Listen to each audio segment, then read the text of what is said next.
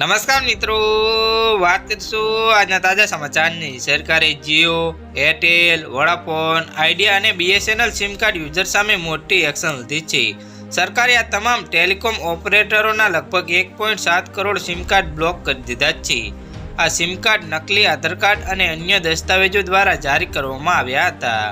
સરકારે એ sim card બંધ કરી રહી છે જે નકલી દસ્તાવેજો આપીને જારી કરવામાં આવ્યા હતા।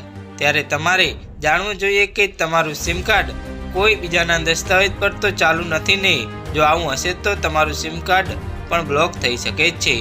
નકલી અથવા તો બનાવટી દસ્તાવેજોથી ખરીદાયેલા 1.77 crore mobile sim card artificial intelligence ટૂલની મદદથી બ્લોક કરવામાં આવ્યા છે।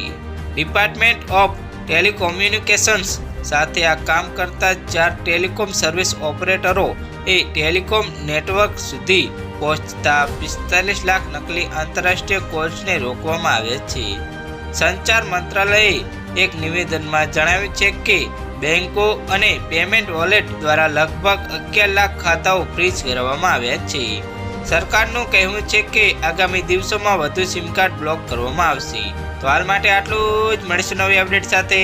જો તમને અમારા વિડીયો પસંદ આવતા હોય તો વિડીયોને લાઇક કરી, ચેનલને સબસ્ક્રાઇબ કરી બાજુમાં આવેલા બેલ આઇકનને દબાવી દેજો, જેથી તમને આવા નવા સમાચારની અપડેટ મળતી રહે।